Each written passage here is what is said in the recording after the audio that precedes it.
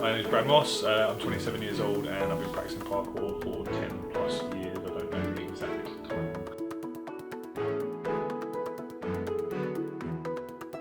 So parkour as a training practice is about overcoming obstacles with movement, so learning how to run, jump, climb and other related movements is useful, so whether or not you need to escape because you're being chased, or if somebody's stolen something you can chase after them, although obviously you'd have to think about what happens when you caught up with them.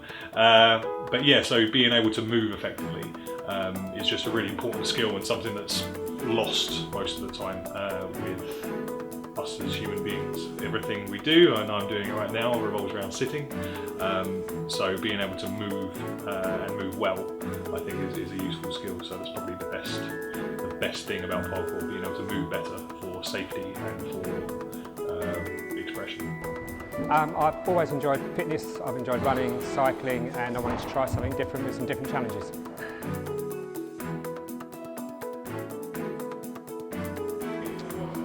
By watching some YouTube videos of some people training. I don't know how I stumbled across it, I didn't go looking for it. I just saw someone training in a training centre, thought that looked fun, I fancy to go at that.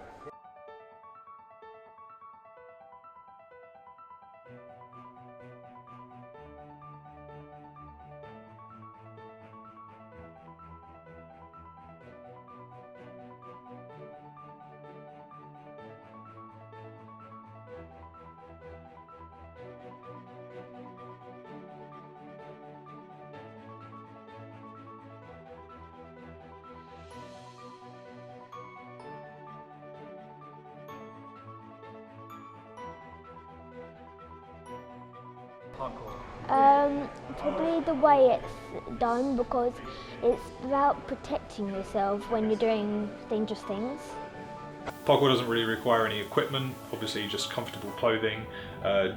Jogging bottoms tends to be the general uniform for people that practice, so nice baggy joggers to move in freely, and some simple running trainers tend to be a good idea, but people have practiced barefoot in order to strengthen feet, strengthen ankles, and to develop some sensitivity with the environment. So yeah, really, you can train with very, very little, and that's one of the great things about parkour. The idea is that you've got very little, but you can progress your fitness and progress your ability massively through using the space.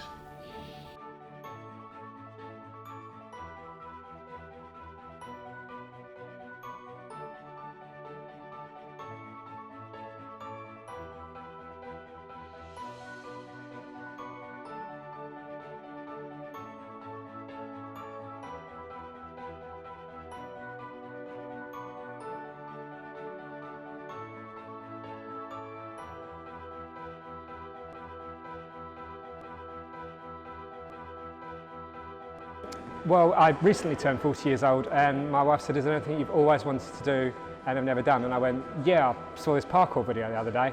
And she looked at the video, thought I was mad.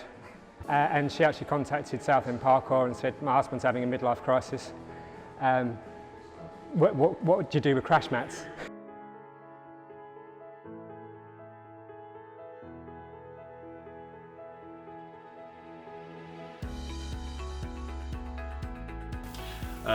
Yes, there are risks involved with parkour, but there are also risks involved with any aspect of your life. So walking down the street, a car could roll up onto the curb and you're hit by a car through no fault of your own. You could slip from a curb, there's risks involved with everything.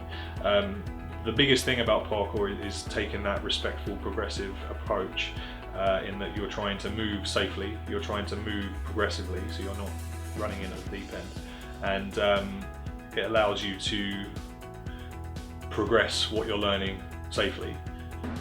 Well, I have told one of my friends today, and he asked me about it, and he said he's probably, hopefully, going to try and get his mum to go.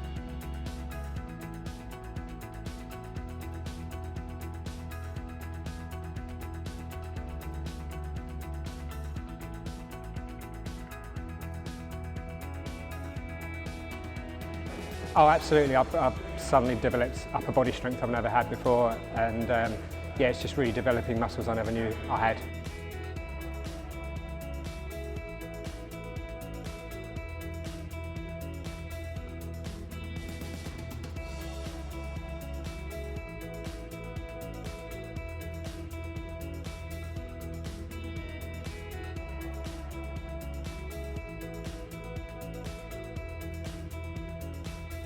So Southend Parkour is an organisation to help spread parkour and its practice in the Southend area. So I've recently set myself up as self-employed and delivering parkour coaching to adults and young people. So we've got 2 indoor classes, one for juniors, one for adults, and we've got a adult outdoor class as well. So the idea is it's a safe, friendly environment for people to experience some coaching to help them learn parkour safely and effectively, because it's a massive thing, and having somebody that knows what they're doing will just help you learn a bit more effectively.